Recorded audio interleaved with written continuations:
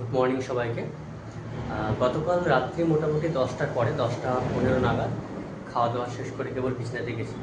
ঠিক সেই সময় খুব জোরে শব্দ করে একটা গাড়ির চাক্কা ব্লাস্ট। এবার যেহেতু আমার রুমটা রাস্তার খুব কাছে, তার জন্য সব কিছু স্পষ্ট শোনা যায়। এবার আমি যে রুমে থাকি সেই রুমের মধ্যে দুটো ভ্যালকানি আছে। দুটো ভ্যালকানি আমি দেখানোর চেষ্টা করব।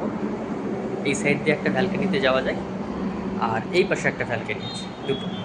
এবার সেই সময় রাত্রির জন্য এই পাশের ভ্যালকানি দিয়ে খুব একটা দেখা যায় না, যার জন্য আমরা এইটা দিয়ে গিয়েছিলাম। গিয়ে দেখলাম যে রাস্তাতে একটা লরির চাক্কা বাস্ট হয়েছে। এবার তারপরে সকালবেলা যখন এই দিকে এসেছি তখন দেখো কী ঘটনা ঘটেছে। গাড়ি থেকে চাকার একটা অংশ জাস্ট ছিটকে এসে পড়েছে এখানে, দেখতে পাচ্ছি।